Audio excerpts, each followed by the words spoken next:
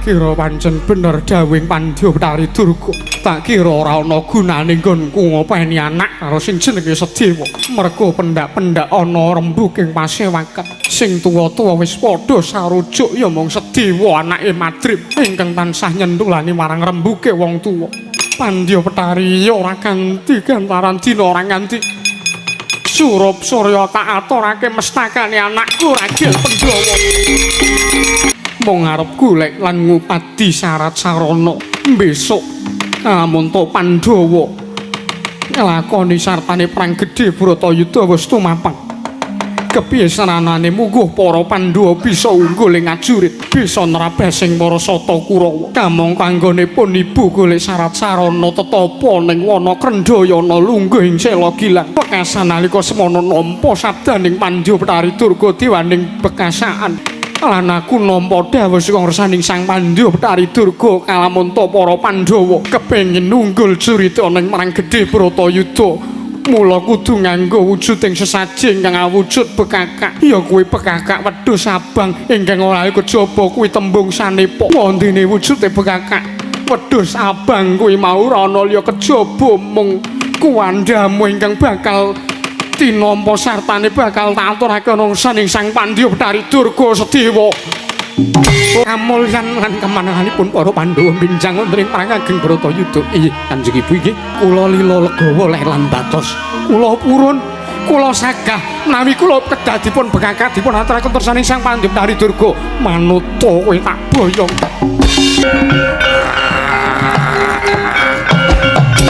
Niwangsuk muna mangadirwi. Ono sasmintaning jagat wasisaning Bathara.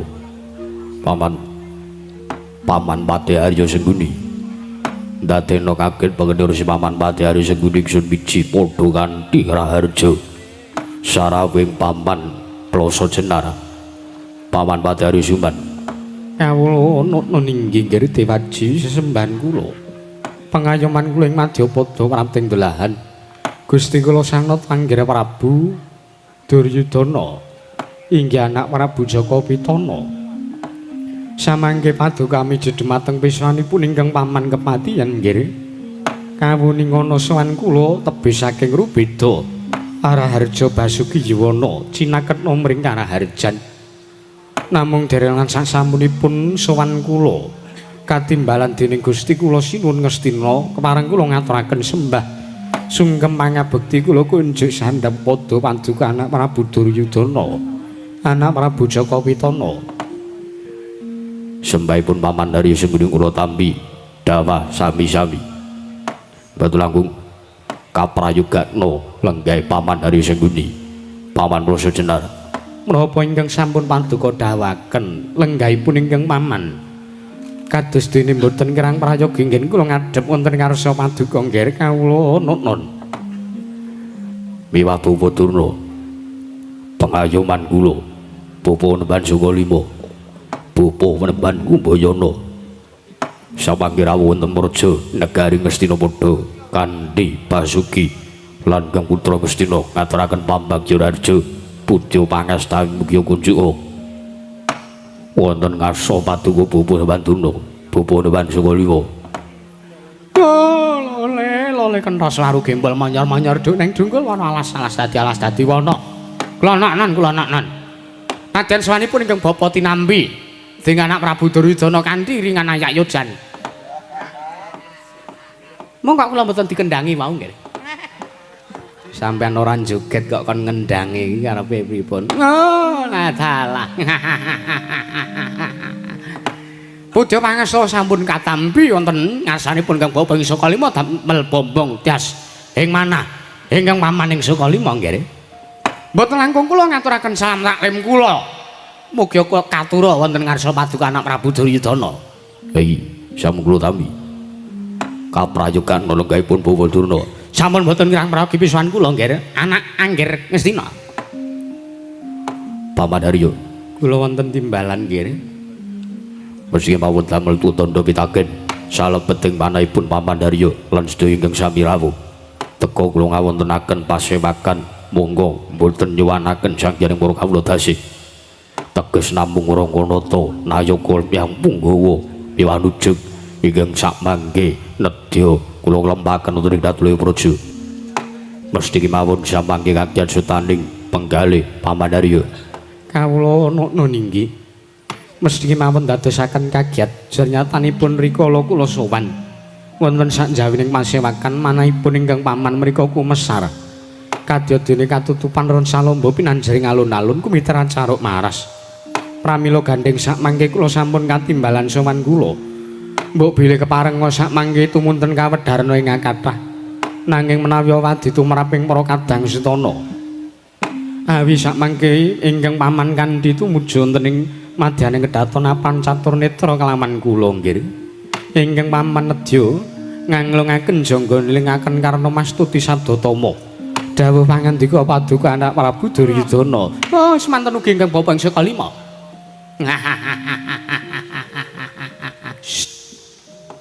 Ora ana sing ngakon guyu kok sampean guyu. Nuwun sewu. Kula sonten mriki menika tartentu namung nuhoni dhateng dawuhipun anak Prabu Duryudana. Pramila gandeng kula sampun nyaket dhateng salyaning paduka anak Prabu Ngastina. Keparenga ingkang bapa samangke badhe mabuka Susilastawa midhangetaken pangandika paduka anak Prabu Duryudana. Jagat Pangestungkara. Pamanarya. Kula wonten dawuh. Putra. Kula wonten dawuh. Wontenipun kula ngawontenaken pasewakan ingkang namung seklimah piantun kemawon kula timbali. Kula mriku namung badhe matur lan paring pangandikan bilih nembe kemawon kula nyurasa surasaning serat pustaka Weda Purwa ingkang papan dari Pagungan Pusaka Negari Ngastina. Surasaning serat pustaka Weda Purwa samangke nerwacaken babagan jangkanding jagat inggih kepercayaan perang donya ing kaping sekawan ingkang winastan perang gedhe Baratayuda. Bawan sumedhot rasaning atine Duryudana amargi nuwun sewu pun meh tumapak perang gedhe Baratayuda teka para Satakrawa dereng nyawisaken senopati agul-aguling perang bebedeng tinanggulange babaratan ingkang putra kuwatir sumelang samadari manah lamun samangke ngantos kelampah Kurawa kawon lan samangke menawi Kurawa kawon tartentu badhe kecalan dhateng Kamukten. Pramila samangke ingkang kula badhe suni pamrayogi pajar tumrap manahipun ingkang putra Ngastina mboten sanes jang namung paduka Panembahan Sukalima jenyatanipun paduka ingkang dados gurune wong perang. Pramila samangke kula suwun paring pamrayogi go vertikal wonten riksanipun putra Ngastina. Oh, lole kenthos laru kimpal manyar-manyar. Duk ning dungkul wana alas-alas dadi wana. Nuwun sewu nggih, sareng kula taliti sareng kula gelar. Lan sakmangke kula midhangen pangandikanipun anak Prabu Duryudana ingkang paring dawuh. Bilih paduka anak Prabu Ngastina kuwatir, ajrih sartanipun sumedhot jroning manah. Kuwatir tiasing penggalih paduka anak Prabu Ngastina awit ajrih sakmangke menawi ngantos para Satakrawa kawon nggih nyemengsah pun para Pandhawa. Ayi. Nuwun sewu nggih. Menawi para Satakrawa kepengin menang sartanipun kepengin unggul ning Pabaratan besok nglamun Titi Wanci kala mangsa wis nekani tumapaing perang gedhe Bratayuda ingkang nami perang suci Baratayuda menika. Mugi dados ning kawuningan menawi para Satakrawa kepengin unggul ning Pabaratan kedah wonten setunggal srana ingkang dipun tempuh. Kudu ana salah siji srana ingkang kudu ditempuh. Nggih, Dejuni. Tumuli menapa ingkang dados syarat serananipun Kakang Durna. Nuwun sewu. Menawi para Satakrawa badhe kepengin unggul badhe ngawonaken dhumateng pun para Pandhawa menika. Inggih menika kedah mangertosi lan damel srana karingyanipun para Pandhawa. Monggo nuwun sewu Kakang. Pripun? Wonten mriki sing ngerti keringyane Pandhawa niku mung sampeyan. Merga sampeyan iki dadi gurune para Pandhawa, sampeyan ya dadi gurune para Satakrawa. Pandhawa niku murid sampeyan. Sampeyan ya ngerti keringkiane Kurawa. Nggih, kula ngertos. Lah nggih. Umpama sampeyan mangertosi dhumateng karingyanipun para Satakrawa menika menapa tan mandi sampeyan ugi mangertosi dhumateng menapa ingkang dados karingyanipun para Pandhawa. Lah sakniki mang terangke Pandhawa niku keringkyane nggon pundi supayane sak mangke para sata Kurawa ingkang temandang. Mangke riyen kula krungu Durma Gati ngentut kaya ini. Durma Gati ngentut. Nggih. Oh, kurang ajar. Paseban barang kok ngentut barang. Pangestunipun Bapak Derina. Ngentut kok njaluk pangestu rasane. Nuwun sewu Dik Patih, anak Prabu. Kados pundi? Kula jabaraken kemawon, kula matur cekak aos kemawon. Niku wekdalipun namung dugi jam kalih. Nggih. Menawi badhe damel srana karingyanipun para Pandhawa, menika mboten sadipun damel srana. Awit kula mangertosi Pandhawa menika ringkehipun mboten kanthi perkara dipun gitik tangkep jaja kantaran bau. Nanging pengapesinipun para Pandhawa utawi karingkihane para Pandhawa menika menawi dipun lela-lela, menawi dipun manuhara. Ngoten. Iya. Teges para Pandhawa menika menawi dipun mungsuhi, menawi para Pandhawa menika dipun merangi. Tartentu sak mangke Pandhawa saya le kuat, Pandhawa saya le kukuh bakuh. Pandhawa saya le kuat adi samono. Kuat ya ora sanggo adi samono sampean iki senana. Ha iki kuat ngaten Dik Patih. Nggih. Mekaten. Iya. Dados Pandhawa menika ringkehipun apese Pandhawa menika menawi dipun nanggep sedulur, menawi para Pandhawa dipun lela-lela, Pandhawa diman-iman, dimulyake, dikepenake. Nanging menawi mulyaken dumateng pun para Pandhawa tartentu Duryudana badhe kecalang kamukten. Mung sekedhik kok nggih. Serananipun mengke gampil kemawon. Pandhawa menika menawi manunggal dados tunggal, cacahe 5 inggih Pandhawa. Menika dadosaken sarana kuwatipun para Pandhawa. Pandhawa menika menawi nglumpuk dadi siji tartentu kukuh bakuh. Nanging serananipun menawi badhe damel sarana pengapesanipun para Pandhawa badhe damel kanthi sampe kusupados Pandhawa ringkeh. Menika para Pandhawa sak mangke dipun suwanaken setunggal-setunggal wonten negaring Ngastina. Puntadewa disuwanke. Puntadewa mun sowan Pandhawa langsung Puntadewa langsung dipateni mawon. Jenyatanipun angel mijet wae nganti suwe banyu sinaring menawi badhe mejahi Puntadewa. Jenyatanipun menika menungsa ingkang lila legawa lair lan batin. Menawi jangkaning jagat mboten nudahaken bilih para Pandhawa lan Kurawa kedang nglampahi perang gedhe Bratayuda, tartentu Puntadewa menika nampik sartanipun mboten kersa, mboten purun nglampahi perang gedhe menika. Pramila kula simpulaken wonten mriki mboten wonten karti sampe kok menapa-napa dumateng pun Puntadewa menika. Jenyatanipun menika menungsa sing gampang dipateni. Sikringe dicabut mungkin rak mun mati Puntadewa menika. Sampeyan iki kok celemongan. Perkudara menika madinipun saangke menawi dipun dawuhi supados tumindak menapa kemawon. Perkudara menika purun.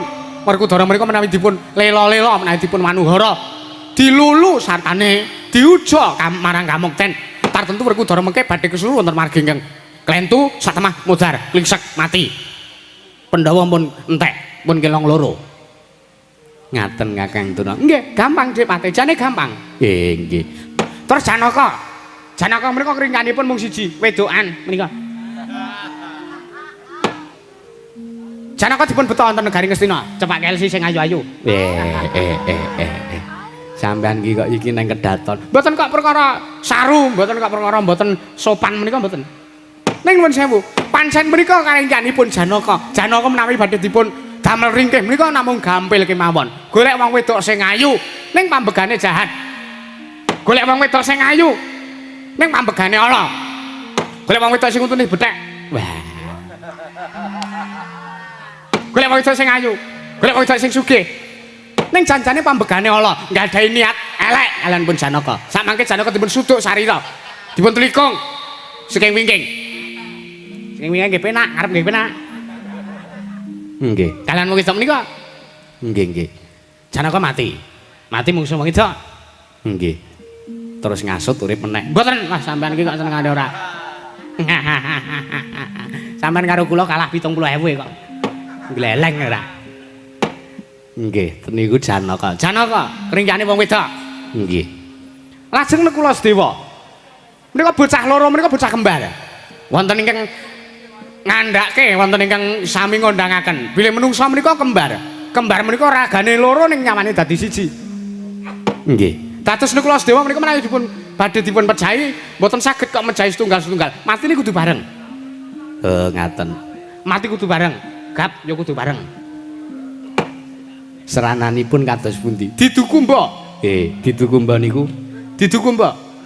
Kumbakarna. Diduku mbok kok Kumbakarna.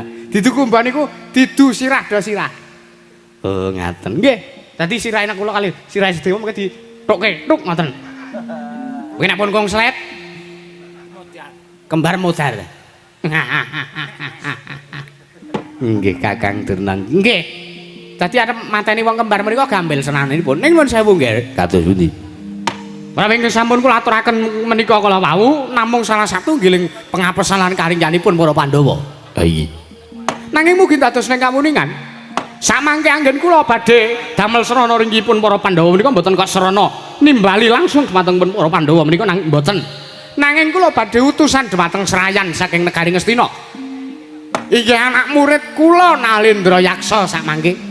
Iki duka badhe sagah mejahi dhumateng pun para Pandhawa. Pramila sakmangke kula nyuwun lilane munggalih paduka anak Prabu Duryudana supados katimbalana anak murid kula buta loro menika. Anak Prabu. Andario. Wonten dawuh. Samangke kula utus supados siswa putra siswa saking Buhur Bandura katimbalana sowan ngadhep dosanipun Nalendra Ngastina. Inggih, nek ngaten kula namung ngestaken dawuh nyuwun pamit madal wasilan. Hati-hati, Jaya bocah cilik mawon.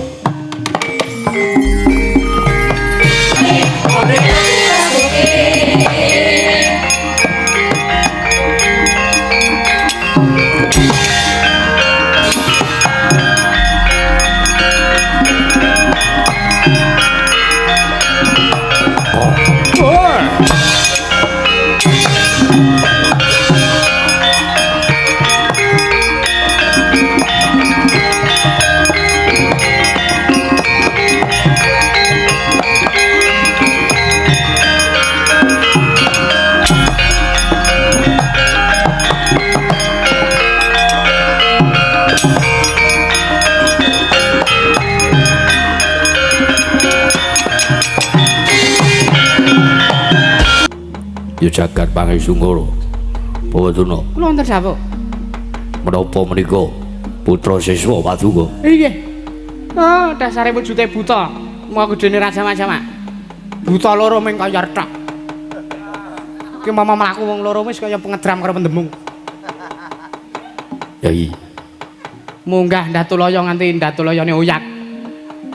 Katimbalana nggih, katimbalana. Mlatur kangge prayogi. Nggih. Kisana aja ngira ingsun tumampu yekti sang bisa iki ingsun wanu. Sira kuwi sapa lan saka ketidanggamu? Nurawin pasang kaliman tapi trepene ngledoni tumawing tawang towang linepat ning tolak manusinuwun. Kece-kece wali kece satat setan wali kobra. Bujleng iblis lanat padha.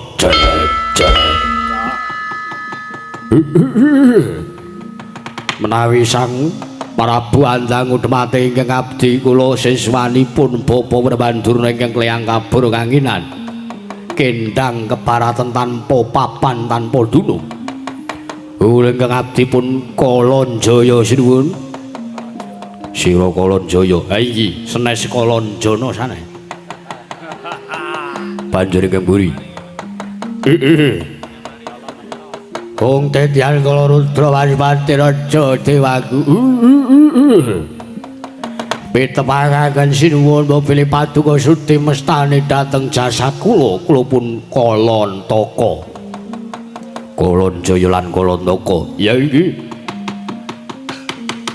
ngendikane Bapa Durna sira sakloron saguh mateni marang para Pandhawa aja kok Pandhawa nadyan wong tuane Pandhawa sabdine Pandhawa kula sagah mejahi sinuwun yen nyata pancen sagu Buthara diragi senika bareng samangke kula badhe nganti dhumateng para Satagara sekelas papan badhe kula kanthi kinarya mlampah lampahe peninggal dipun Kalanjaya mejahi dhumateng pun para Pandhawa hati-hati aja kowe bocah cilik prastata paduka badhe kula suwun pangestunipun sinuwun.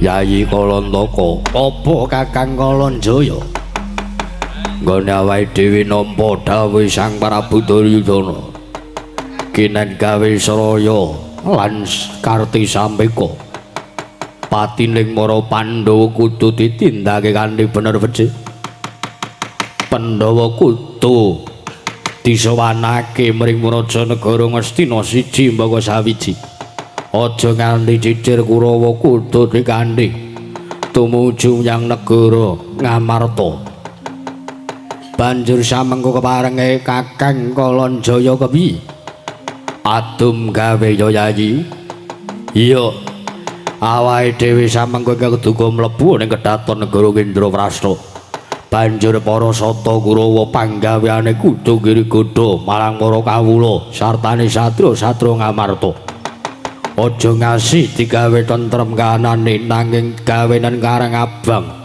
sartane biyu ana bathang sayuta dening para sata Kurawa ya ngestake dawuh Kakang Kolonjaya banjur misa apa nggone para sata Kurawa lan awake dhewe budal ora ketang sambung apa cala lintang tumilaya takane budal dina samengko iki Yayi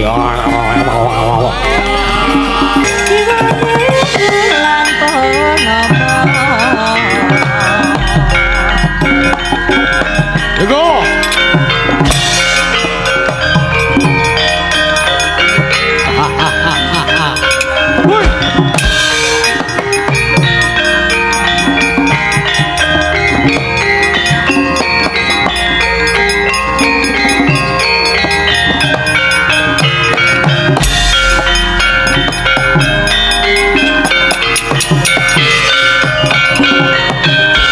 malah dalah watane nembah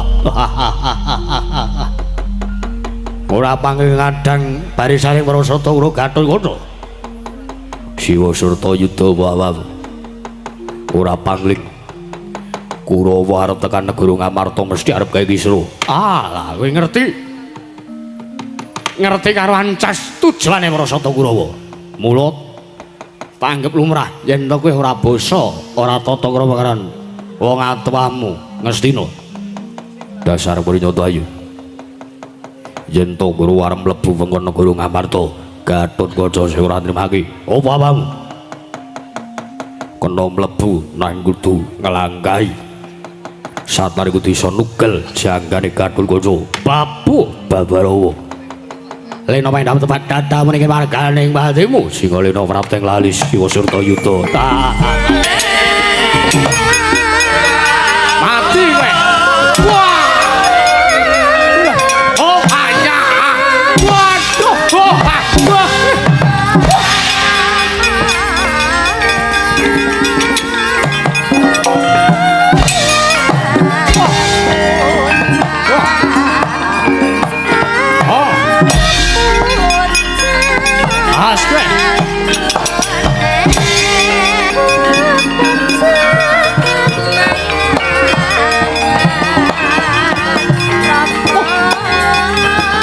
mati oh awas huit wah wani wong tuwa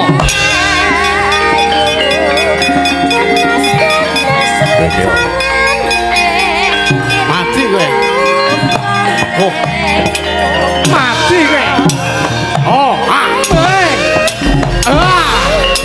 oh ayah sanggata kowe ana wong tuwa wani ya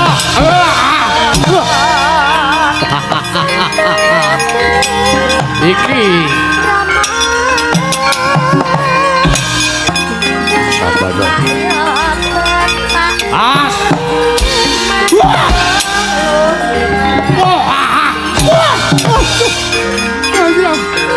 oh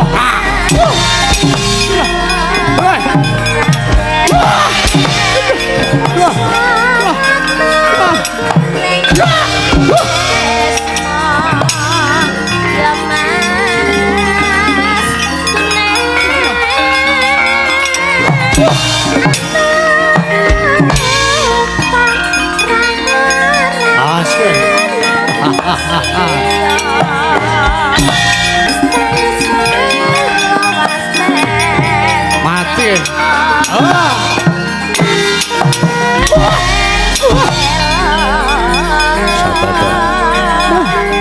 Wah. Hip. Ayo. Ah. Oh.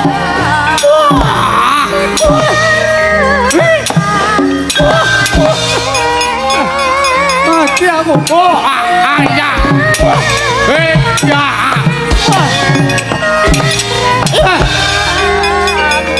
Ora gelem medhot kowe. Hi. Yo, ayo kowe. Sandak kowe.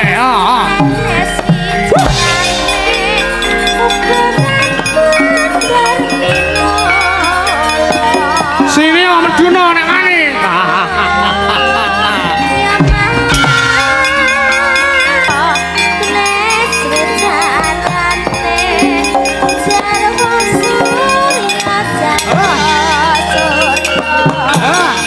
Mati kowe.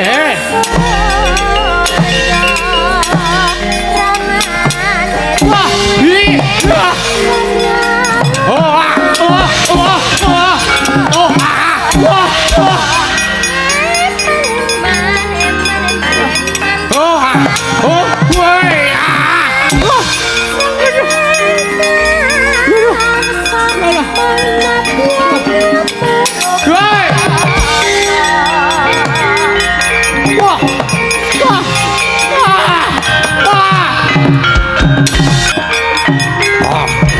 Kakang iki piye, Kang?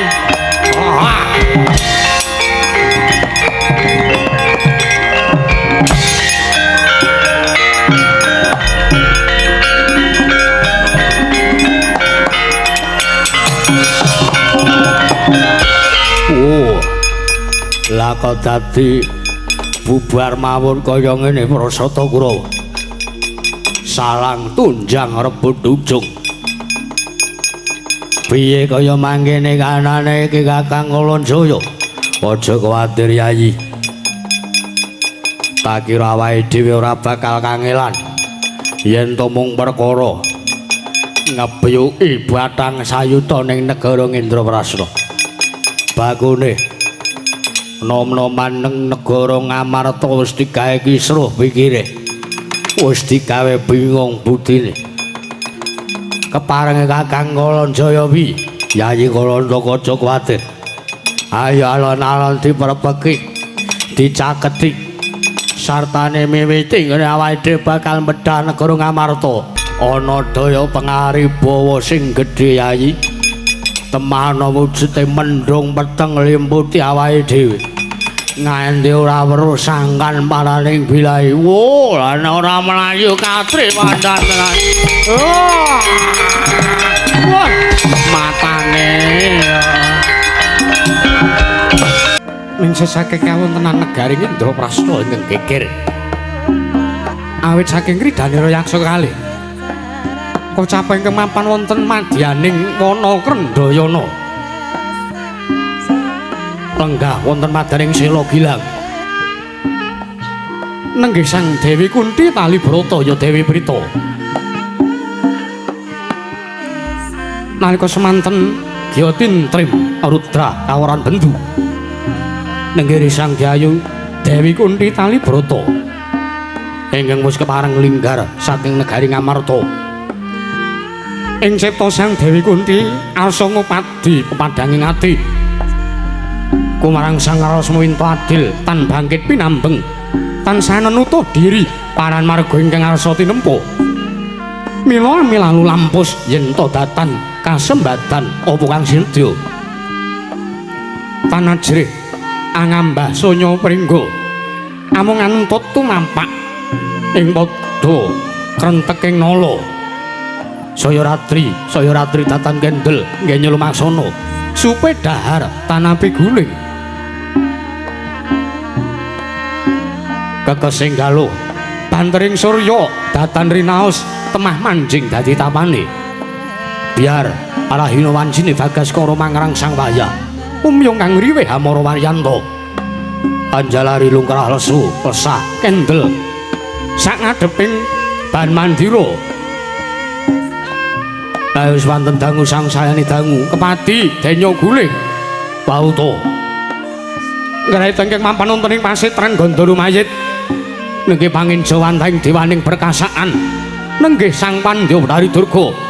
Ingkang amrebeki kalanunggali Sang Dewi Kunti dadi guragapan Sang Ayu wau.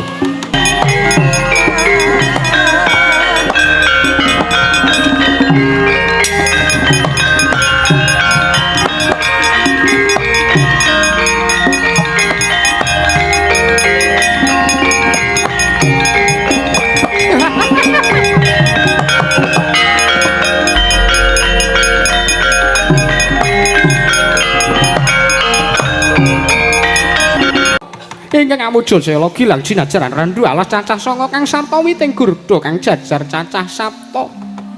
Ana wigati apa Dewi Kunti ana wigati apa? Sewu lepat aturipun Kunti kula nyuwun pangapunten. Estunipun anggen kula mapan lenggah wonten ing sela gilang panglenggan paduka menika. Awit kula namung kepengin ngupadi wonten pundi pepajaring manah kula pukulun. Awit lair lan batos ikhlas manah kula Pandya Betari. Bato. Yen to jeneng para nyuwun sabiyantu ya senjata pitulung kersaning panjenengan ulun Kunti. Ulun saguh ya nggih, ulun saguh. Inggih, nanging ana syarat seranane. Lajeng syarat serananipun menapa? Tartentu sinaosa kedah nyabrang samudra ngunggahi gunung kula sagah nglampahi ana syarate yen to jeneng kita kepengin supayane para Pandhawa unggul ning Mahabharatan ya perang gedhe Bratayuda jeneng kita kudu bisa ngaturake wujuding sesaji wujudipun sesaji iya sesaji kuwi mau ya ana kejaba wigati amung wujuding bekakak ya bekakak wujuding wedhus abang nggih menawi namung wujudipun mendho abrit tartentu mboten badhe kawratan lan mboten badhe kangelan samangke kula badhe utusan dhumateng anak kula pun para Pandhawa kinarya ngupadi wonten pundi dunungipun wedhus abrit inggih paduka pikajingaken bato jeneng para mbuh ya mangerteni mbuh ya tanggap ing sasmita Kunti satemene wujuding wedhus abang ingkang ulun jaluk kuwi dudu kok wujuding sangta kewan wedhus ingkang wernane abang babar pisan dudu nanging kuwi ala kejaba mung salah sawijine perangane Pandhawa ya kuwi anakmu ingkang ragil ya ragile Pandhawa ingkang mijil saka Dewi Madrim ya kuwi Atmaja kita nyengaran Sadewa nggih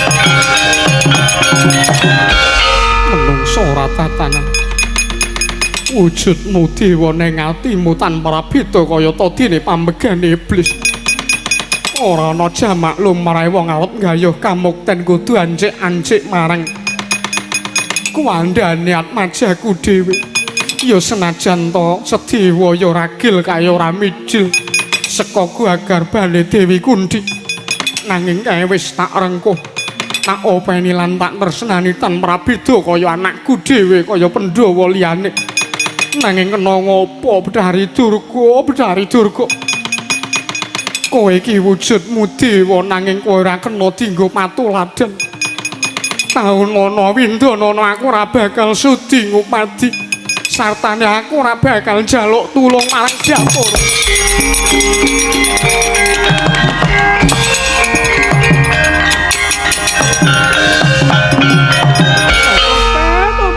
Tobat. Jebul tinemune pancen. Ya pancen lahir batin nggonmu ngrengkuh lan majamu ya Kunti senajan to dikaya ngapa. Senajan to kowe nampik marang apa kang dadi penjaluke Betari Durga nanging pancen wis kuwi ingkang tak karepake. Ingkang mbuyala kejaba wigati amung ngragiling Pandhawa sedya iki kudu dadi bekakak. Mula kang saka kuwi panjenengan lho bakal keduga saguh golek srana kalika kowe mrene ya.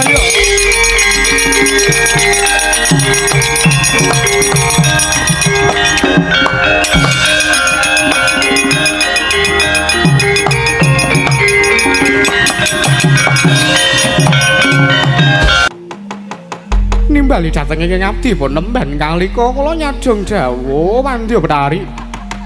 Aja kaget ya nggih kalika samengko ingkang nimbali kelawan sowan kita. Inggih. Kemarin kula ngaturaken sembah bekti kula kunjuk Pandya Betari. Ya ulun tampa mbuyaler pangestu namanana. Mangerti ya nggih apa ta sababe dene panjenengan nglaramake kelawan sowan kita mban kalika ingkang mboyana iku jaba wigati. Jeneng kita mung bakal ulun utus nantani ulun dawuhi.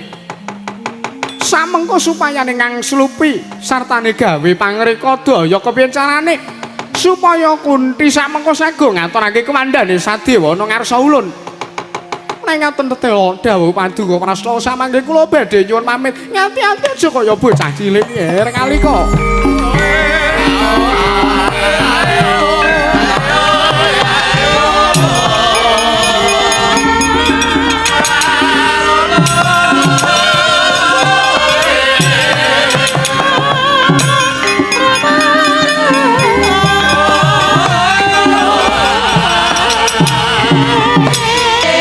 Kaya layung tebananing Sang Dewi Kunti Tali Brata. Kebasan tumpuk matumpa-tumpa singgawaning galih.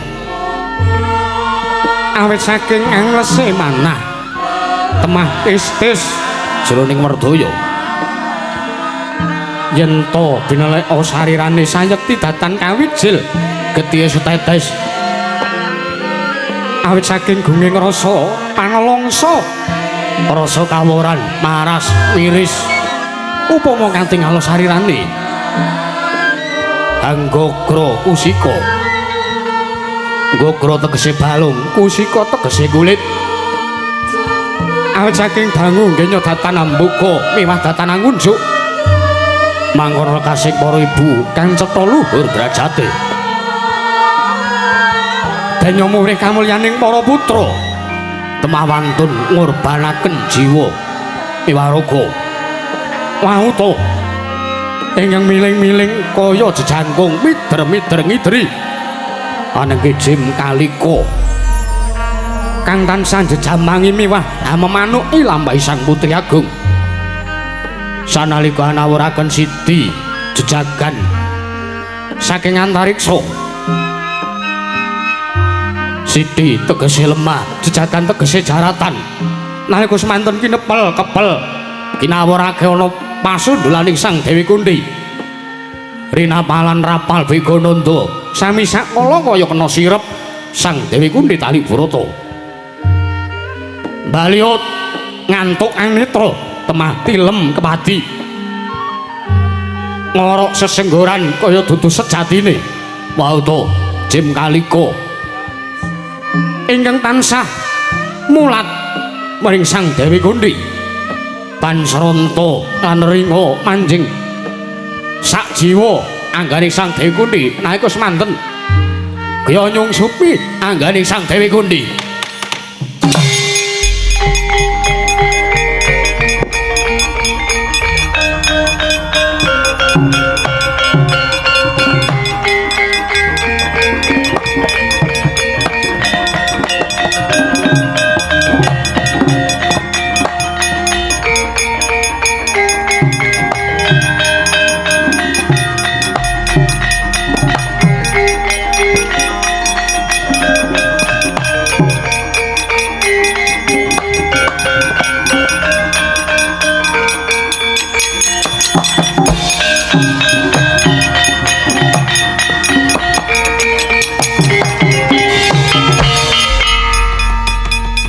Kira pancen bener dawing Pandya Betari Durga. Tak kira ora ana gunane nggonku ngopeni anak karo sing jenenge Sedewa. Merga pendak-pendak ana rembug ing pasewakan. Sing tuwa-tuwa wis padha sarujuk ya mung Sedewa anake Madrip. Ingkang tansah nyentulani marang rembuge wong tuwa. Pandya Betari ya ora ganti gantaran dina ora ganti. Surup Surya tak aturake mestakane anakku Ragil Pandhawa.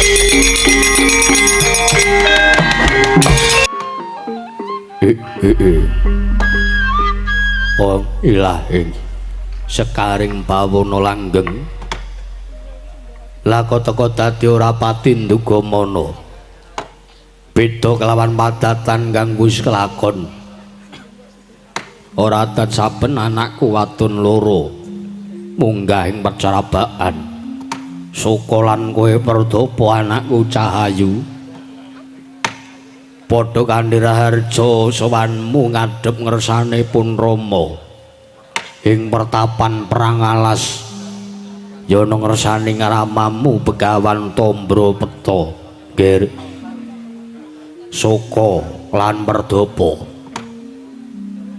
Munawit pasang Kalimantabe dina bina nyeloduni dumawing tawang towang linepatno ing tulak manun nuwun mangke Kanjeng Rama. Kanjeng Rama Panembahan. Saya melepat naturipun ingkang putra pun Soko sak manggengken kula sowan minggat ing pacabaan wonten ing pertapan Marangalos Bapa Panembahan Bapa Dewan. Kemarang wilujeng sowan kula tinebina saking Rubeda cinaket nomring arah harjan kewangga kula ngaturaken sembah sungkem pangabekti kula konjo sandhap padha paduka. Kanjeng Rama Panembahan Tambropeta. Iya. Soko tak tampa lewat pangestune wong atuwamu wae Tampanono. Inggih sedika sampun kula tampi. Kula gegem dadosaken jimat ndayani marang kasantosan gesangipun ingkang putra pun Soko. Iya. Perdapa padha kanthi raharja. Nadyan ingkang putra pun Perdapa wilujeng sowan kula Kanjeng Rama. Kepareng kula ngaturaken sembah sungkem bekti kula kunjuk sandhap padha paduka. Ya, Cahayu ayu sowan ngersane wong tuwa. Tatampa sembahmu Perdapa ora lewat pangestune bapak wae Tampanono. Sampun sanget anggen kawula mundi. Sabanjure apa to kang dadi wigatine Soko lan Perdapa? Dene samengko sowan ngabiyantara ing pecrabaan perang alas kene. Ana wigati apa? Sajak kaya-kaya ingkang anggonmu sowan. Kaya-kaya nganti mring masemon. Kowe gayuh apa nggih Cahayu? Batu-batu. Cetha samangke paduka Kanjeng Rama Panembahan Tambropeta. Sampun ngawuni kaliyan sampun pirsa bilih sowan kula menika nggih gegayuhan. Mesti wae ngono. Aku iki jejere wong tuwa kudu bisa mangerteni marang kang dikarepake dening anak. Ora dadi matura. Inggih. Kanjeng Rama nuwun sewu. Saestu sowan kula menika kula mung badhe nyariosaken Kanjeng Rama namung badhe nyariosaken bilih sampun wonten 3 ngari kapengker ingkang putra pun Soko menika ngimpi. Kowe ngimpi? Inggih. Apa pasumenanmu? Kula ngimpi kula nyumpena dipun cokot wujuding ula Kanjeng Rama. Alah.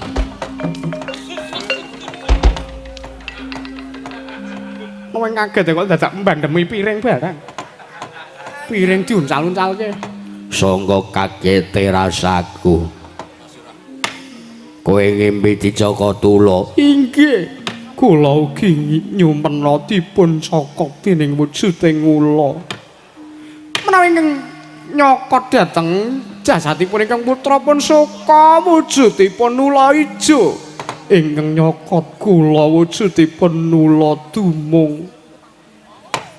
Ngimpi dicokot ula mongko bareng.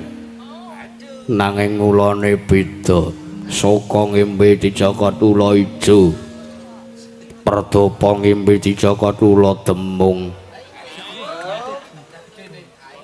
Aku ya ngimpi dicokot ula saron. Panjenengan menika wonten-wonten kemawon nanging elokipun kawontenan Kanjeng Rama. Wujudipun ula ijo kula kipataken ula malih wujud. Salin wujud dados wujudipun ula sawa. Lho. Gedhe banget kuwi. Semanten ugi kula. Kula dumung kula kipataken malih rupa dados wujudipun ula Dagrama. Wela mbebayani. Mboten saking mriku. Wujudipun sak mangke. Ula kula kipataken nical wujuding ula dados wujuding ula sendhok. Semanten ugi kula kipataken dados wujudipun kula kathok.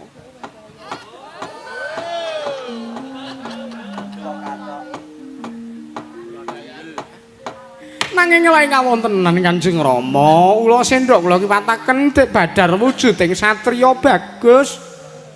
Kamangka sareng kula suni priksa sinten ingkang dados kasihipun piyambakipun blaka pilih. Piyambakipun menika satriyaning Pandhawa inggih ragiling Pandhawa.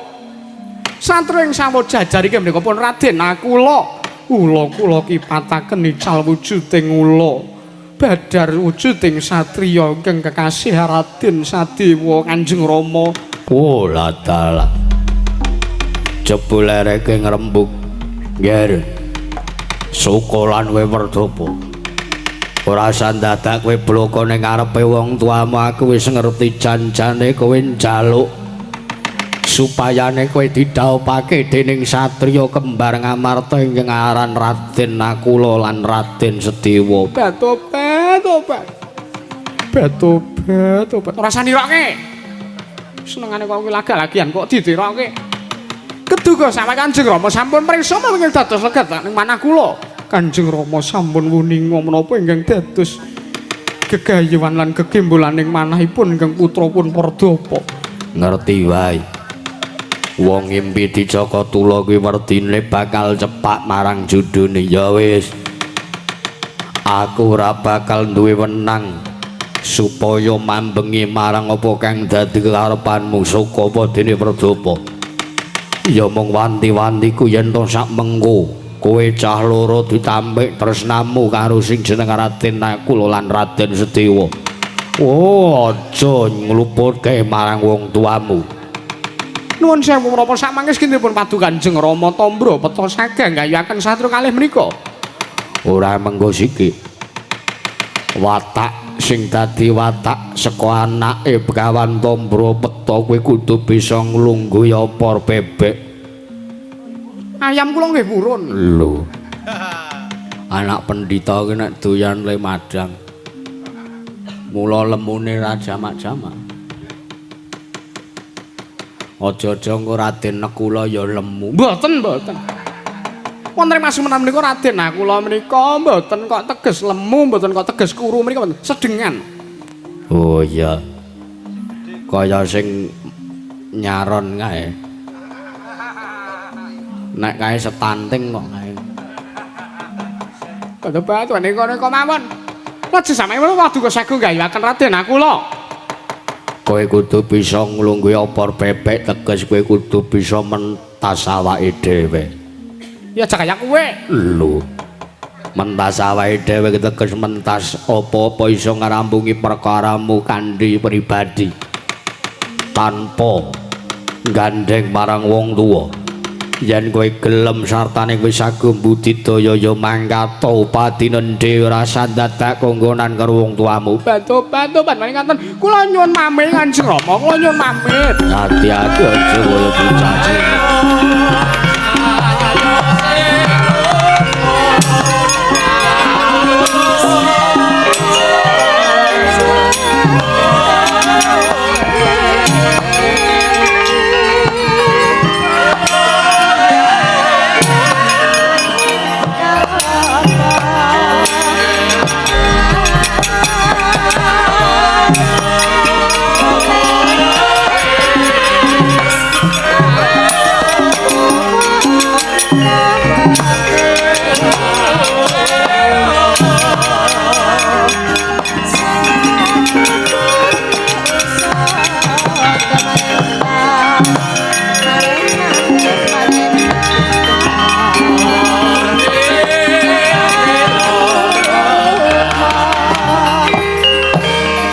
Ke wong tuwa sing kepiye anakku dikegayuhanku aku meneng bae ya tak jambangi saka kadohan tak sawang saka antariksa kasembatan apa sing dadi kegayuhane anakku Saka lan Pardapa.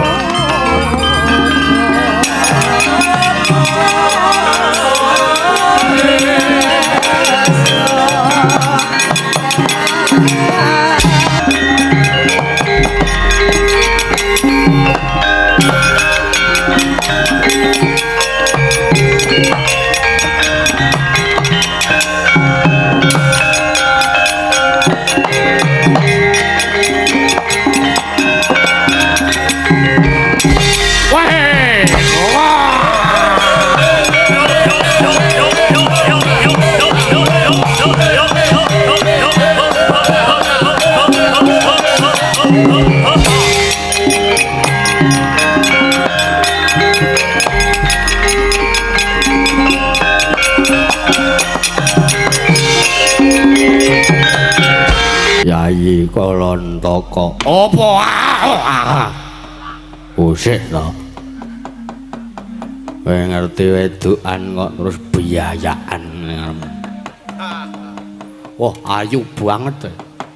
Yang tengah alasgung liwang-liwung nemu wedokan. Wah.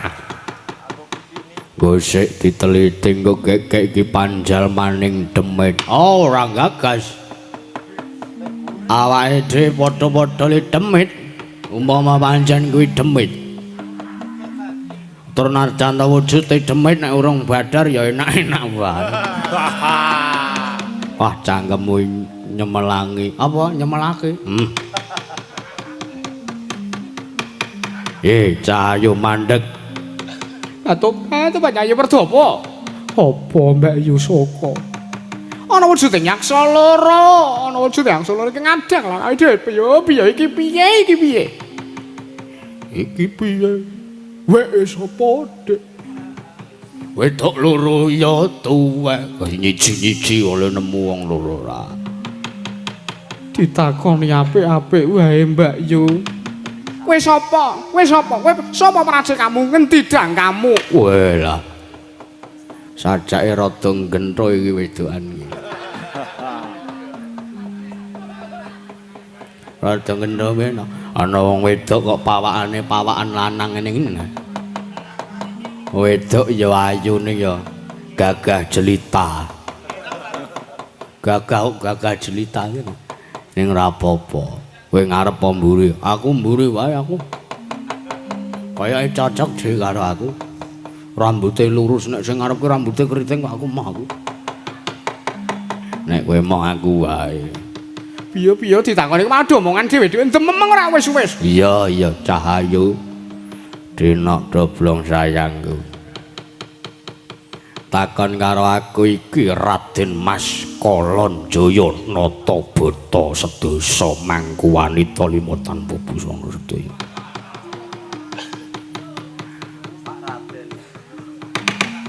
Kolonjaya. Raden Wujudanmu buta kok ora nganggo Raden jijiki. Lho. Raden Kolonjaya, Pak Raden Kolonjaya. Iya. Sing mburi sapa? Nah, Aja terus birahi ngono kuwi to. Kowe iki kok alon-alon. Takon karo aku. Ya iki Pak Prabu Kolontoko.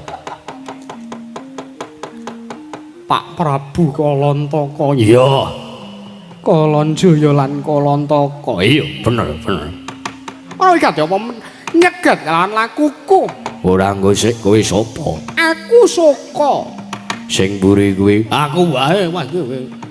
Bagi aku Sing mburi sapa Cahayu?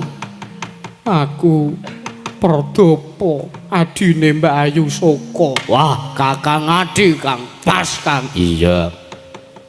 Iki ngono apa pedutan sika Dul Malioboro? Ayo aneh-aneh ora. Dewi Saka lan Dewi Perdapa arep lumaku menyang endi? Tobat dudu perkaramu kowe nakokke wigatiku. Ingkang baku tak jaluk aku pengen liwat dalan kene aja ngedang-dangi. Ora kena mbacut. Nek mbacut tak emplok. Ana syarate yen to kowe ketuku arep kepengin liwat dalan kene. Syarate apa? Nadyan mati nak wujudi. Ora kok mati. Wah piye to? Penak kok mati iki piye? Matine ya engko. Ana syarate kowe kudu gelem ngladeni marang aku lan adhiku kowe sak kloron kudu gelem ngladeni aku karo adhiku Kolontoko. Tobat. Paunana Winten ora bakal sudi nglatih nang dapurmu mlane iso. Kowe kudu bisa nglangkai kuwandaku ya ndok tuku. Kowe kepengin tak ladeni. Walah edan tenan. Wah, edan tenanan. Piye apike kang kapake? Oh, kowe ora gelem ngladeni karo aku rudo bare beksa. Mlayu ya, mlayu.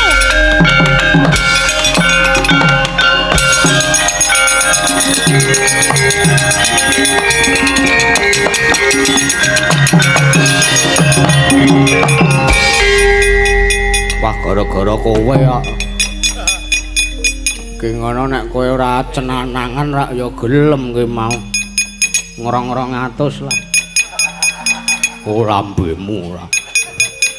Terus piye iki diuyah kok piye? Oh, aja mlayu.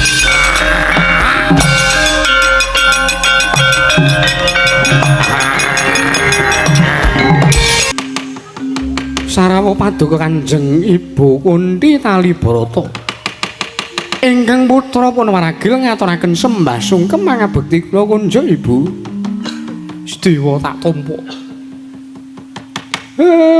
Ndara Kunthi. Lah niki lho. Niki lho. Sing jeneng Wahyu menika nek pun badhe tumedhak monggo sing arep sing arep kasinungan Wahyu menika disenengi kalih wahyune. Lah nggih niki. Nuwun sewu. Senajan to sampeyan senes putrane Dewi Kunthi ning malah Dewi Kunthi mrepeki kalih sampeyan. Nah, mbok menawi niki dadi wijining Samsita. Samsita ya. Pratandana. Sasmita Samsita. Sasmita. Sang Dewi Kunthi Bagong tatot. Ambok diombeni Super Tetra.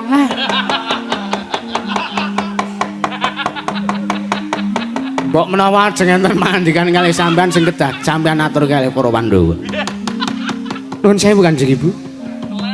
Marepake kanunggalipun ingkang putra ing bumi Talanta ing Madukan Karang Kadempel kula nyadong dawuh.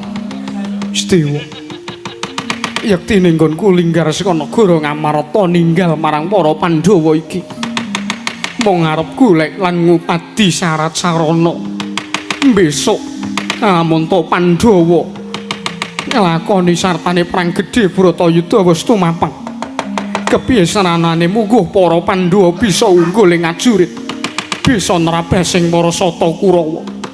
Kamong kanggonipun ibu golek syarat sarana tetapa ning wana Krendayana lungguh ing Sela Gilang. Wekasan nalika semana nampa sabdaning Pandya Betari Durga diwaning bekasaan.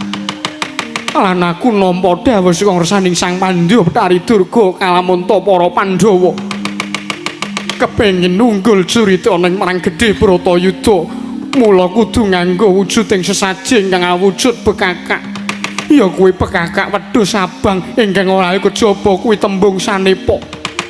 Wondene wujude pekakak wedhus abang kuwi mau ana liya kejaba mung kuwandamu ingkang bakal tinampa sartane bakal tak aturake ana saning Sang Pandya Betari Durga Sedewa.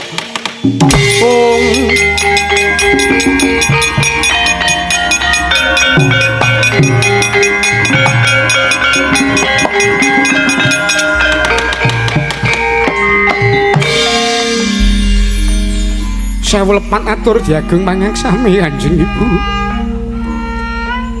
Sinaosa kula sanes putra saking Paduka, sinaosa kula mboten mijil saking gogarbanipun Kanjeng Ibu Kunthi Talibrata.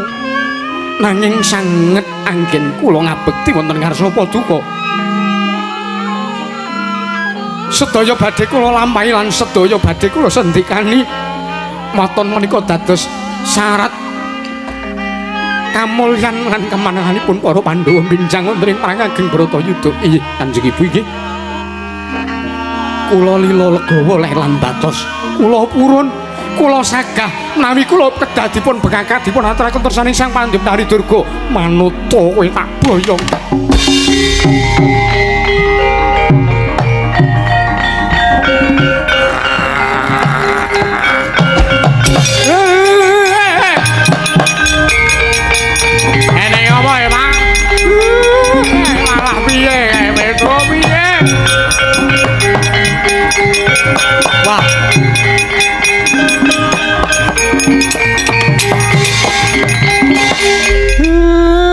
dadi ora pati ndugamana. Sarawe Dewi Kunthi jebul ngemu pasemon sing sajak beda kelawan Madatan. Monggo nggone rawuhe arep mboyong Ndara Sedewa. Petro, iki piye Petro? Iki piye? Ndaramu ragil dicokot karo Ndara Kunthi ajare arep diaturke Betari Durga. Iki piye? Iki piye? Hei! Wong tuwa yahene bengak-bengak. Bila ora ngerti ndarane ki duyak. Ditulungi. Dadi wong tuwa kok iki piye iki piye? Wek sapa, Dik? Kowe iki yo mek padha wae kok ngene. Dadi wong tuwa ki nganggo mikir, ha? Nek tak omong kowe dadi bature Ndara Sedewa ki wis suwe, ngomong Pandhawa ki wis suwe. Kalau mangsane nek Ndara Sedewa utawa Ndara Pandhawa liyane kacipan ki ditote. Ora malah iki piye? Ora tuwa tak saduk wetengmu kowe.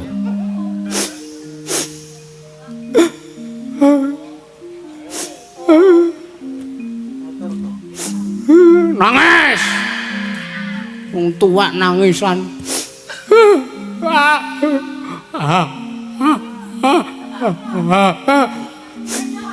Mesake lho gong bapake mesake nang panik kok malah tau uring-uring. Aban.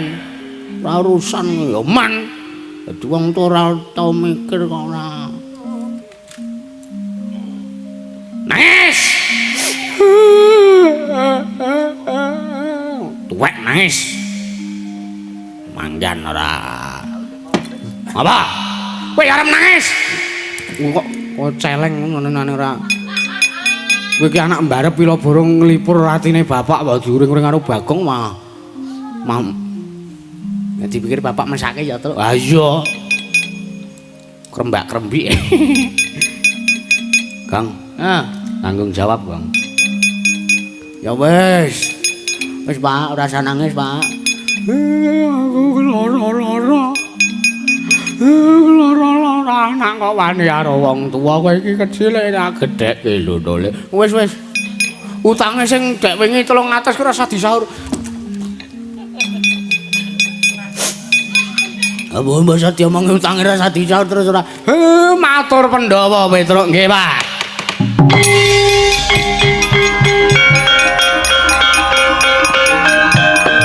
Kebalik.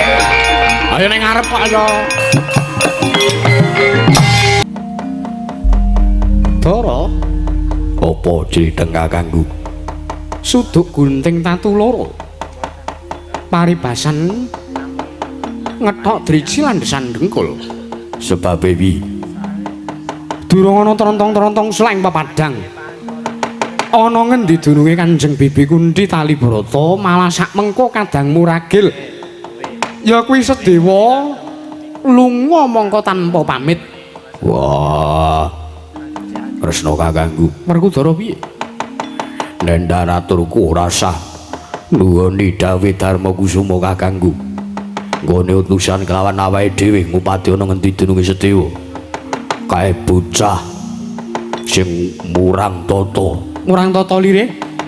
Sependak-pendak ana rembuke wong tuwa, mesti bocah kae sing nyentulani. Mula nendaraturku ora sah golek ana ngendi dununge Sedewa. Lho, ya gak iso ngono ta. Sing jeneng Pandhawa kuwi kudu janggap 5, ora kena godhang, ora kena punjul, utawa ora kena kelong. Terus karepmu piye? Diupadi. Prayogane ngupadi ana ngendi dununge Ibu Kunthi? Banjur ngupadi ana ngendi dununge Siragil Pandhawa? Yo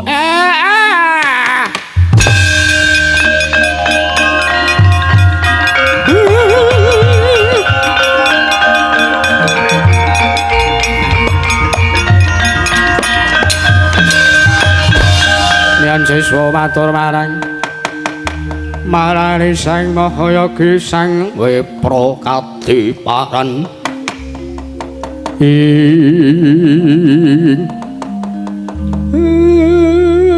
ketiwasan sinuwun Ndarawati. Kakang Semar napa? Mlayu-mlayu sowanmu tumuli nglumpruk ngrangkul marang aku. Ketiwasan mengke yen sampean mapan teng mriki Lah kok mboten mapan teng Datulaya Prajanegari Ngamarta niku sebabe mergo aku ngupadi murcane Bibi Kunti ingkang sepisan. Ha iki ping pindhone aku ngupadi ana ngendi dununge Sedewa. Mengke riyen. Wau niku Ndara Sedewa rawuh teng Karangkadempel niku. Lho. Yen ngono saiki Sedewa mapan ning Karangkadempel Kakang Semar. Lah, mboten. Ngomong sing tenan tak dugang. Sareh to, Gus. Lho banjur mapane Sedewa ana ngendi Kakang? Mengke yen ngawuni ngono kula tak crita riyen. Niki wau Ndara Sedewa rawuh teng Karangkadempel ngendikane diutus kalih para Pandhawa ngupadi wonten pundi. Dunungipun kang ibu inggih Dewi Kunti Talibrata. Lah kula nggih menyayangkan nuwun sewu wong Ndara Sedewa niku sanes atmaja asli. Saking Dewi Kunti sanes bocah ingkang mijil saking go garbaning Dewi Kunti Talibrata. Lah kok teko diutus golek Dewi Kunti. Wong ngendikane diutus kalih Pandhawa. Werkudara, apa Pandhawa ana utusan nglawan Sedewa?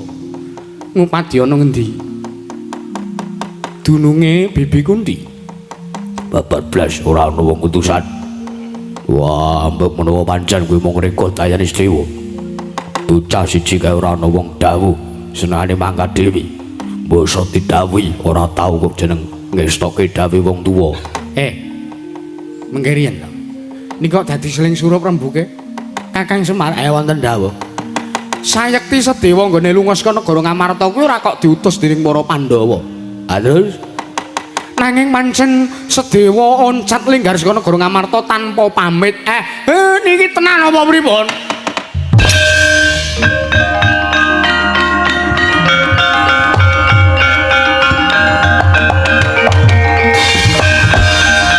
Lah monggo niki wau. Dewi Kunti pun rawuh teng Karangkadempel. Lho. Iya apa? Iya apa. Sampeyan ki senengane kok ora? Nggih, nyata rawuh teng Karangkadempel. Ning nuwun sewu, le rawuh Dewi Kunti niku kanthi sloga ingkang beneh lan ingkang padatan. Monggo rawuh teng padukan Karangkadempel niku kanthi sloga sing abrit bergadak niku Mas Suryane. Kaya udu diri sejatine. Wekasan Ndara Sedewa disanjangi kalih Dewi Kunti. Sedewa lunganipun ibu iki yekti mung golek srana kamenangane para Pandhawa. Lah wekasan cekak gampange Bibi Kunti utawi Dewi Kunti Talibrata menika nampi dawuh saking Yang Pandya Betari Durga. Inggih pun Pandya Betari Niken.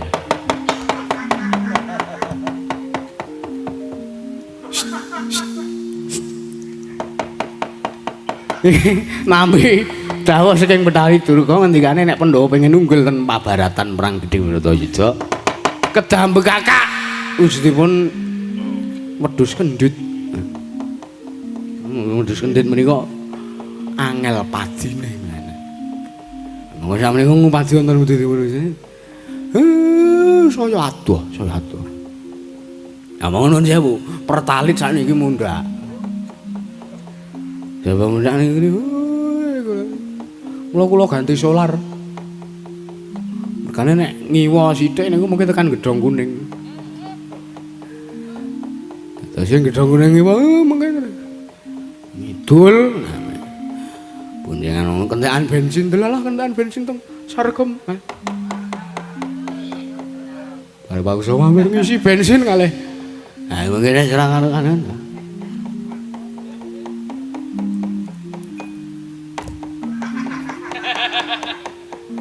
Oh lah. Dara, apa? Kakang Semar le matur karo merem. Wis ben. Mboten merem mboten iso nikmati. Mboten merem niku. Nek ale merem niku penghayatane gerakan pokok gerakan. Sareng merem mbok melek bul banci.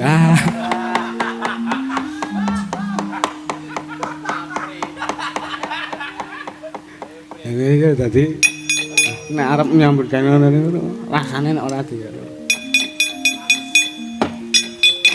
Mara-mara kok plak-plak. Lho, iki sak geleme dhewe. Oh, kaya sak geleme dhewe kok.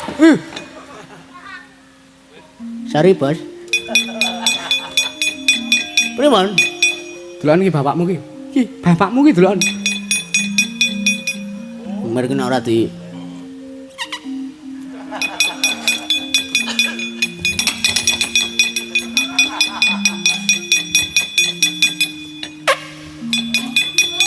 kurang ajar ada wong tuwa.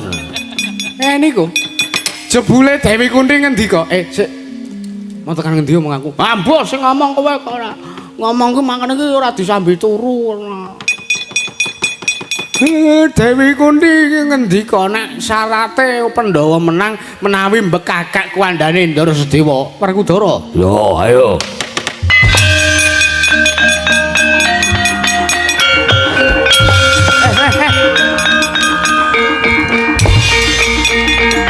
Walah sikak.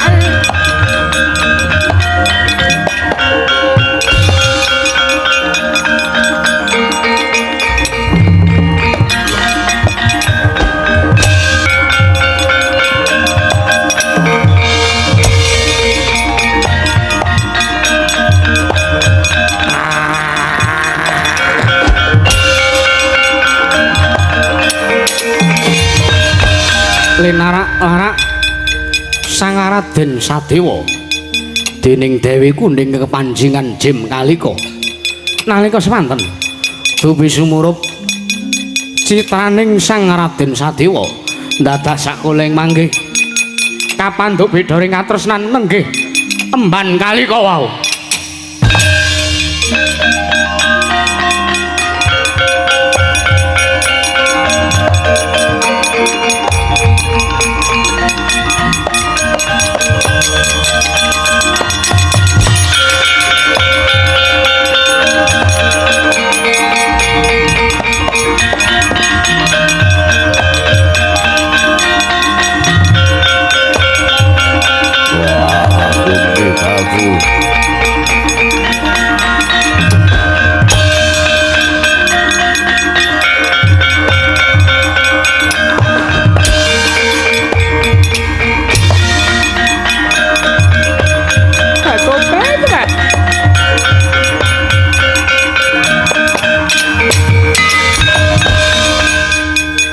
Tuangan enggal-enggal nagar pandan mon saratinon lerek kakonang surem sorote tanpa diang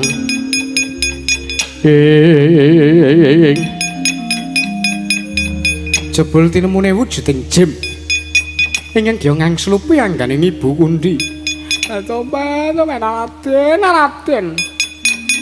Raden Sedewa teko piye bagus ya ampun. Kaya kula mboten kuat sampe kudu ngrubuhaken bebeteng jiwa kasatriyanipun ing abdi pun kalika. Oh, kowe kalika. Inggih, senes kalikong menika senes. Kula pun Jim kalika men samangke niat kula menika badhe ngrutu pariwisata kaliyan panjenengan lho Raden, kula badhe ngrutu pariwisata kaliyan panjenengan. Ning jebul tinemune kula kok malah dadi kesengsem karo Raden Sedewa. Kowe kesengsem karo aku, kowe tresna karo aku. Inggih, leres kersa ki Raden, ngadosi dhateng kula. Ya aku sagu.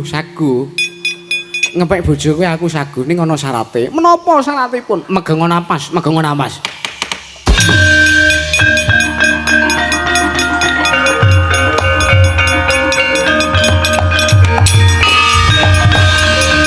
Nalika semanten sang emban kalika ingkang wis kepareng amegang napas awit nampi dawuhipun Sang Raden Sedewa nalika semanten ing pengangkah arsa dipun suwuni rupa dening ragiling Pandhawa dados sakoleng mangke ana perbawangin gedhe nerak Sang Jim kalika mekasan kontal tebih.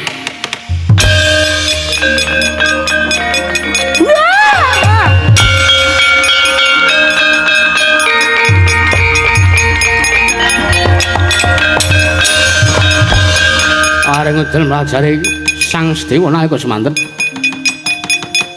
wis kepareng ngunduraken dhateng Sang Jim Kaliko ingkang sampun kepareng mijil saking angganing Sang Dewi Kunthi Talibrata ucap nalika semanten ingkang kekalangan Malaya nenggih Sang Mahardi Kengrat ya Sang Hyang Bathara Wenang dahat kami welasan amulat citraning Sang Raden Sedewa Kyong Ijawan laman sing tunggal sajiwa lenggah madaning singgasana dadya dayaning Sang Raden Sedewa wau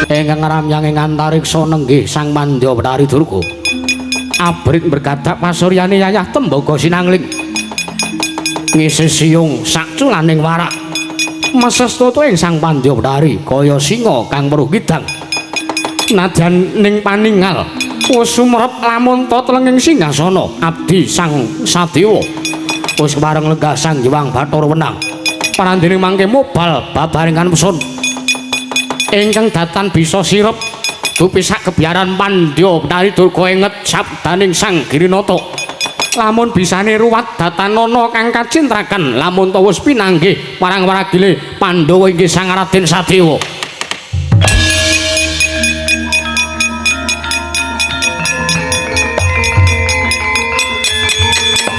Ato itu kan ngomong.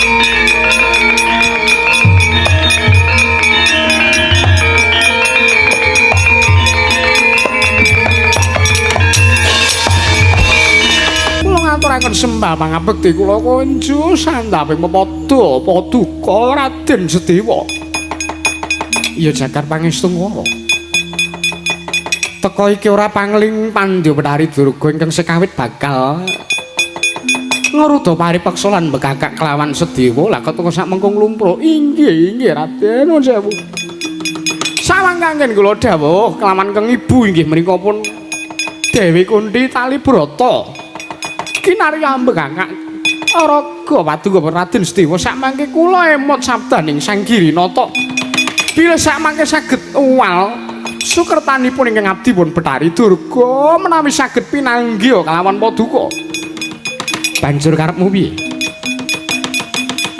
tumuli sakmangke sekawit mobal babal ingkang nepson kula anggen kula badhe mejahi dumateng Paduka Raden Sedewa prasasat kadya dening Siliram Tirta Wahyu Suwindu manahipun ingkang abdi pun Betari Durga banjur karepmu merepeki kelawan Sedewa apa tumuli samangke kula nyuwun Raden kula nyuwun dumateng Paduka kula nyuwun dipun nicali menawi ingkang dados sukertanipun ingkang abdi pun Betari Durga kapure samangke kula saged manggih ayom jiwa raga kula gesang kula saged tebih saking Rubeda Raden. Iya.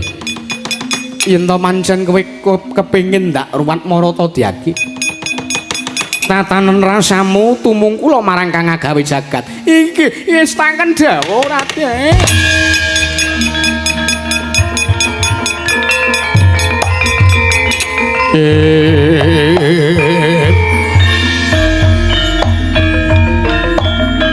Awik nam astu mugi rahayu sagung dumadi awik nam astu mugi rahayu sagung dumadi sabdaning kang mantram sakti yen tumama sudamala sirna temahayu hayu yuwana pinanggya awik nam astu mugi rahayu sagung dumadi sirnaning kang suker saged suka kang binuka binu didaya langgenge dirga widodo Lono Subasta kang cintraka luntur lebur ing diyu dayaning kang mantram nyata awik nam astu mugi rahayu sagung dumadi hambek Sandala wis tampis tupes ing tapa brata hayu hayem temahayom kang hambek Prahala lebur awit kersaning dewa denawa raseksa kamprung bali ajaling mulanya awik namastu mugi rahayu sagung dumadi suluh sulak anyunari sak isine jagat raya saking Hyang Surya dayane ing jagat wis kawratan kang lali gya elinga yen wis eling temah yuwana ingkang anyaketana awit nam astu mugi rahayu sagung dumadi Jawata Hanjejangkung yekti ya iku Sang Hyang Prabancana amesus prahara gedhe aweh daya sagung gumelar kabeh titaing dewa Sang Hyang Agni sumuluh dumilah mrih daya panas awit nam astu mugi rahayu sagung dumadi panas kang sayekti gaib dadi daya panggesangan gesang kena ing dayane uga dadi pangleburan marang para kang durhaka padha nyanyunari kalbu ambuka salira ing tingkah awit nam astu mugi rahayu sagung dumadi kang becik nemu becik kang ala temasirna ing Jawata wasisane awit nam astu mugi rahayu sagung dumadi kang asipat diyu wasirna sukertane temah brasta kening daya temah hayu nirmala temah laloya hayu hayem hayom sakabehe Pandhawari Durga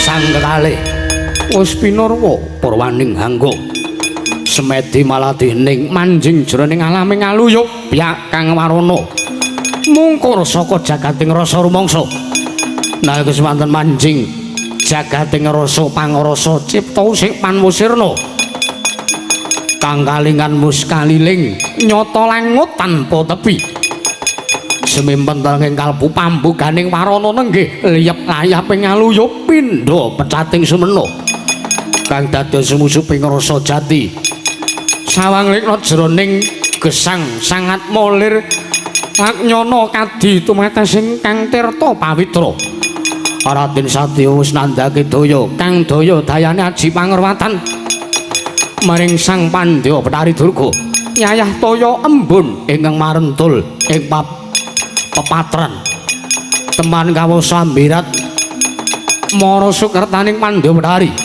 rumambat meningi tirta Marta Waradin sarandung handuk nyeblak blendenging ngamurkan dadak sakuling manggi ana juting sulak pepadang mijil saking graitaning Pandhawari Durga saksana ruwat wujuding raseksi wedana mening lir barlian kababar selagane titah jalma wantah nenggih Sang Bathari Uma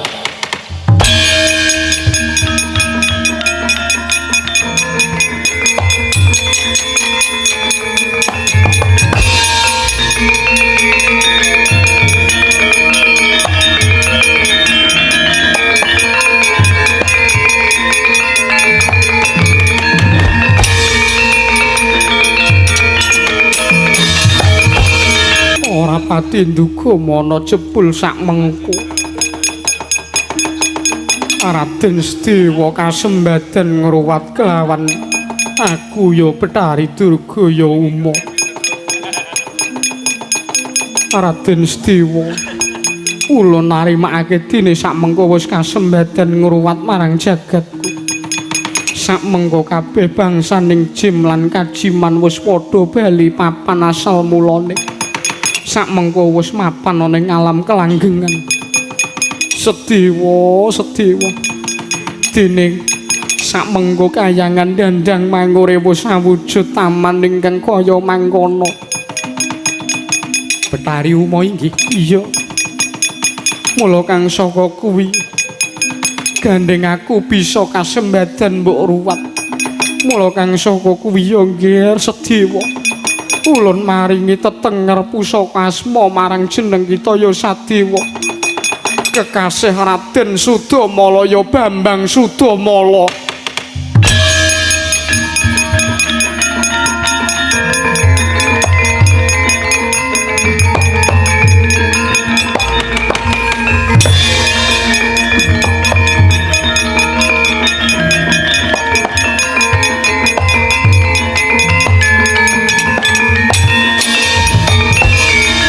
Tobat. Raden Sadewa samangke kula menika badhe asung ngaturna marang ngarsa paduka sing Raden Sadewa lakon teka kula dipun bucal. Etan batu-batu etan.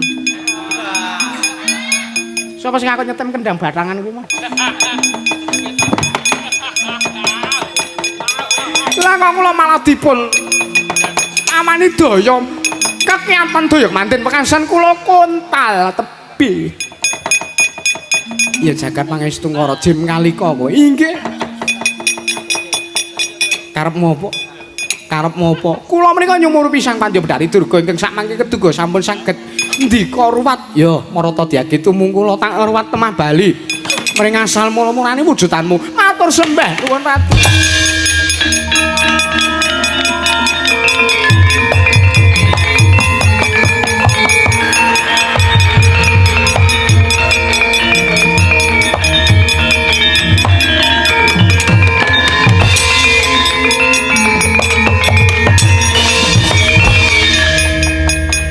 Abdi pun emban raminten kula ngaturaken manun ingkang tanpa pepindhan Raden. Ya emban raminten tiba padha-padha anggonmu iso dadi wujudan wujud nyrengengeh kaya kalika kuwi merga nalika semana amarga keladuk nggonmu mitenah marang Dewi Ragu temah nalika semana disotke dening Sang Prabu Dasarata dadi wujud raseksi kaya ngono mang.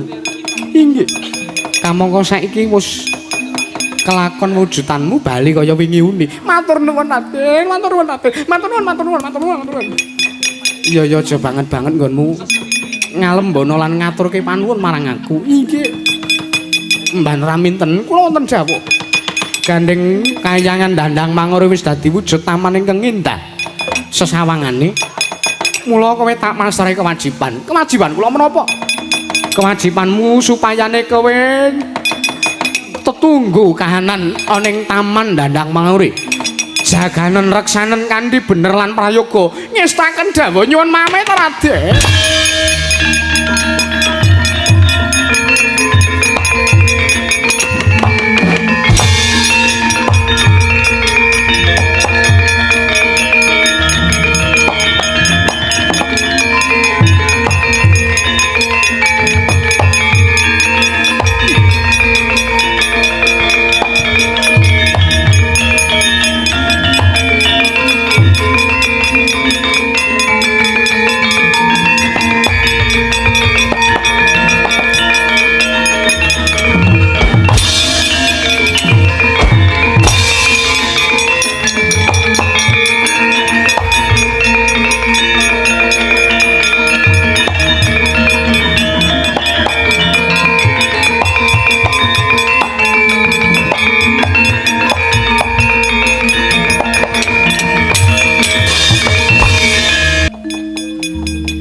Ngaturaken sembah bekti kula kunjuk pukulun. Kula ngaturaken sembah bekti kula kunjuk kok Prabu. Lho.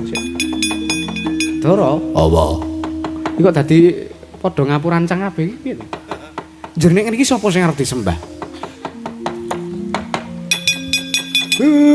Wong ilahing ya Kresna Ulun Tampa.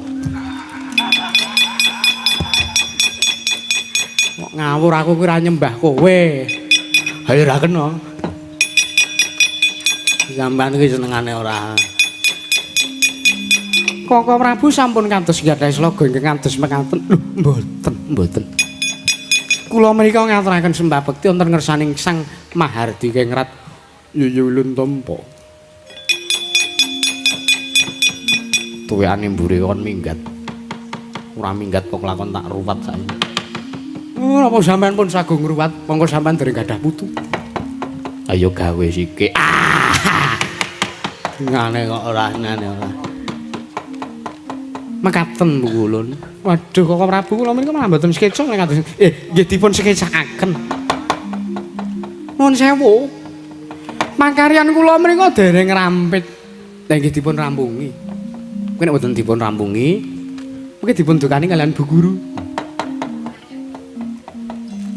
Lekas sampean. Yo Kresna Ulun Tampa. Ya nggih mriko nek ajeng dirampungi kewajibane nggih. Nyuwun pamit Kang Prabu. Ngatos-atos Bu Kulun.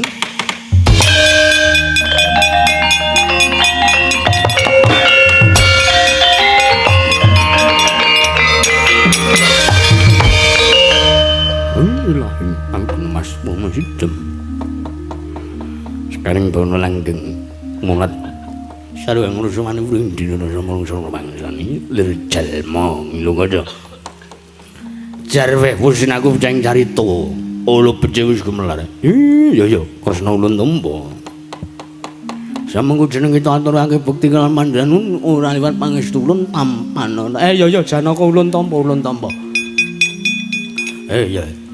Werkudara Ulun Tampa sembah kita ulun tampane pangestu ulun tampanana. Samengko jeneng kita uga paring purun paringi pangestu keduga bakal bisa ndayane tumraping manggisangan kita. Semarke gendeng ora mer. Ya.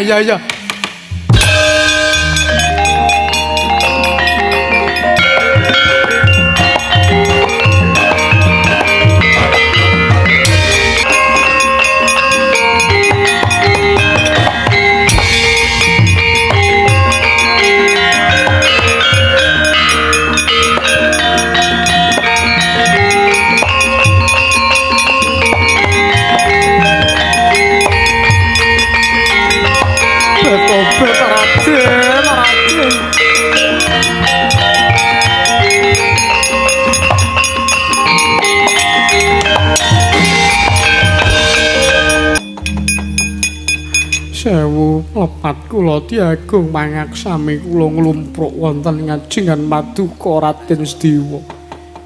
Ya diajeng garwaning pun Kakang tak nono. Ora dadi ngopo Cahayu? Cahayu. Ayo gunung kidulan kok ya. Kula nyuwun senjata pitulung Raden Sediwa. Ternyata Paduka lelananging jagat ingkang keduga saged ngorobahaken bebeteng jiwa kawanitanipun inggih abdi pun Merdapa. Lho iki sapa? Iki sapa no? Pawongan mangka pasuryanmu ayu. Lah kok teko nglumpruk ning ngarepanku ana apa? Kowe sapa? Tepangaken kula putring mertapan prangalas kula pun Merdapa. Menika rayi kula pun Mbak Yu kula inggih pun Soka. Inggih kula namipun Soka Raden. Lan menika adi kula Merdapa, tuwet piyambakipun menika tresna gandrung saestu kaliyan panjenengan. Kowe tresna karo aku? Inggih.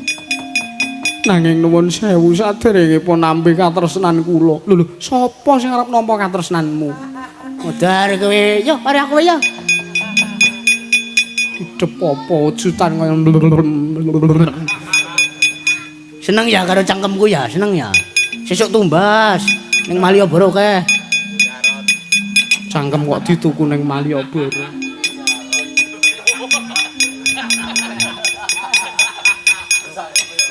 Kula aturi nampi paswitan kula nanging saderengipun kula matur kekados mekaten. Mbak Yu kula pun Mbak Yu Soka menika ugi tresna kaliyan kadang jengandika Raden. Mbak Yu kula pun Mbak Yu Soka menika tresna kaliyan Raden kula nanging menawi kula tresna kaliyan jengandika Raden Sadewa. Bagong nggih, siap. Lho ngopo? Anu to, Mas Nekula to? Kan ndak mriki to? Ah nggih YouTube ngoten niku kok. Wong edan lah. Wah, mrene. Lho sak geleme dhewe. Ana wong kok dicengkiwing ora. Lho. Hi, kowe. Lho gak mriki. Ane kok ora sampean ki kok. Niki dese sing sampean goleki. Ana kok nganti ngrekasake wong gerang. Ana apa Bogang? Bakong. Bakong kok Bogang. Nun mangke Kakang Mas. Pawistri ingkang maponten sak pengering panjenengan menika tresna kaliyan panjenengan. Apa iya Yayi? Inggih. Kowe tresna marang aku? Inggih Raden Batu-batu. Mriko Raden kula cetha sami kalian pasumenan kula sami Batu-batu. Padha ora ora ginggang sak rekmo. Ih. Via ta kowe? Dede. Oh lah setelen kaya ngono terus tak kira nek jenengmu Via. Dede Batu-batu. Dede kula pun Dewi Soko. Wede. Nek kula kok muni wede iki. Kula pun suka. Kowe suka. Inggih. Iki ngapa kok ya nakokke adikku barang? Apa ya tresno karo adikku? Lho. Gak ngono. Ora ngono karepku. Mriko rayi kula pun Yayi Perdapa mriko. Oh, Yayi sapa? Yayi Perdapa. Tak kira nek Yayi Galuh. Dede. Tope sampeyan mriko kaya. Kersa nggih Raden, kersa ngladosi ya yen pancen keparanging Jawata kowe karo aku dadi jodhone, ya aku mung ngari nglakoni. Ya, bantu seneng aku.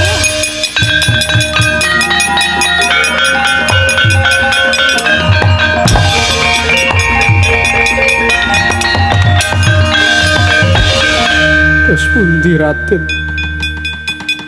Samangke kula nyuwun dipun maringi senjata pitulung kula dipun bujung-bujung dening wujudipun yaksa kekalih. Nama Kalanjaya lan Kalantaka. Kon tekan kene butane kaya ngapa?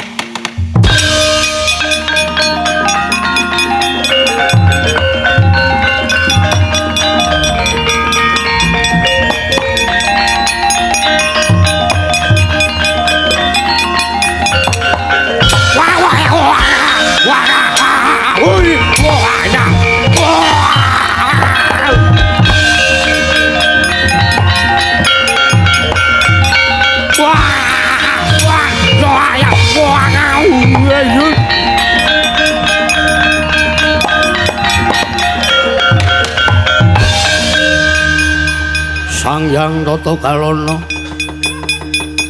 kalaya takut maringgut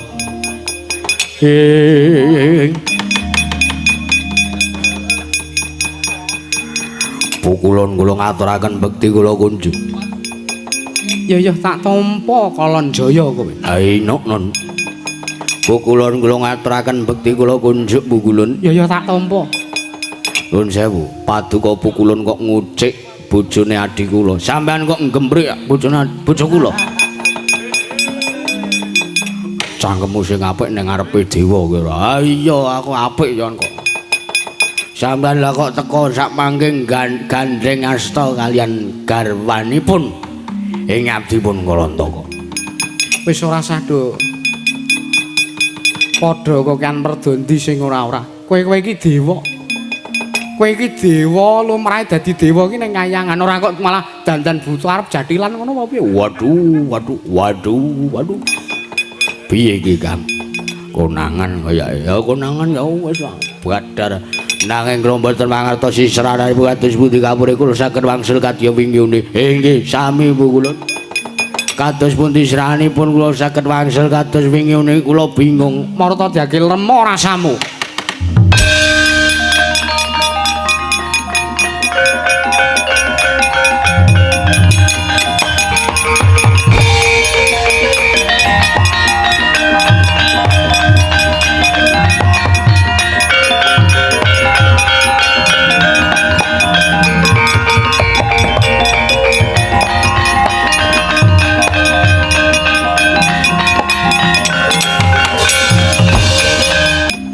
Astungara sidam karing bawana langgeng nyata lantip wasising wicara Sudamala ya Sadewa ulun ngaturake panuwun. Nggih kandela sami-sami pukulun yaksa kalih ical wujudipun badar sejatining wujud Sang Hyang Citra Nggoda lan Sang Hyang Citrasena. Iya ya Sudamala. Nuwun sewu. Ari kala semanten wewujudan paduka saged dados wujuding yaksa menika awit kenging sating Sang Hyang Bathara Guru amarga paduka kekalih mriku angin jen anggenipun Sang Hyang Jatimurti nggih nyos siram jamas dipun kosoki dening para widodari. Inggih. Iya Sudamala iya. Mulane sesuk nek ana wong adus, ya aja dinjen ning mlebu adus bareng ngono. Ponokawan kurang ajar kae. Mulang sarak pakartine. Senengane anggepe apa? Hahaha. Apa kowe menawa? Ayo adus bareng yo. Gah. Padha lanange kok. Agak terus sareng apa? Kocok-kocokan. Ngambemu ora. Ngok senengane ora. Yen mangkono ulun ngaturake panuwun. Ulun kondur makayangan. Sing atos-atos Bu Ulun.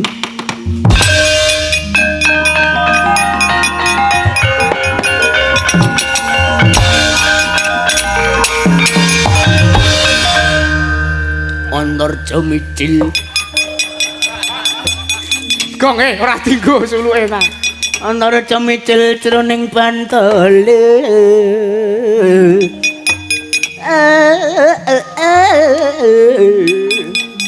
Wataknya sisik melek. Putraku ing Amarta.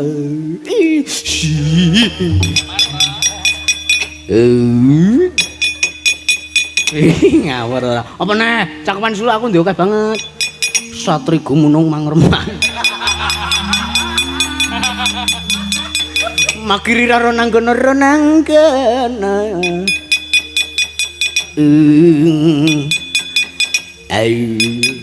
Apa neh? Ayo kowe kok sugih men cakepan to, Gong? Sugih kaya ora. Apa neh? Ombeng samudra temekeng wentis.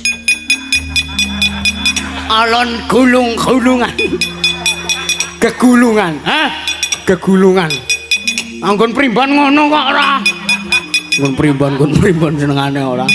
Sak grempe dhewe. Apa nah? Sidhem permanem pramening prasewaken. Wadyagung tanpa sabu.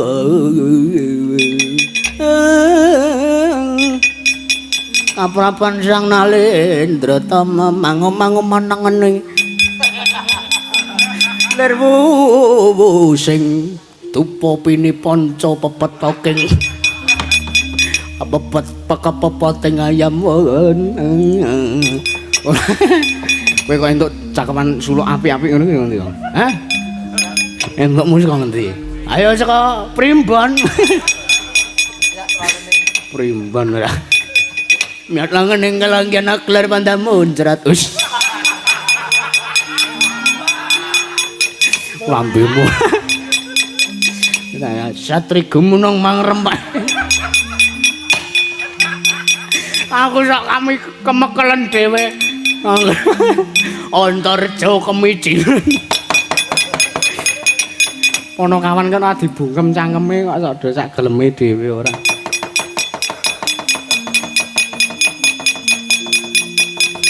senengane kok apa ora ngaturake panuwun Nyai Sedewa. Iya, Pak Prabu. Tumuli sak mengko aja kesuwen marata diage racuten. Racuten Sang Mahardi kang rati kang mapan ini anggamu nyestaken dawuh.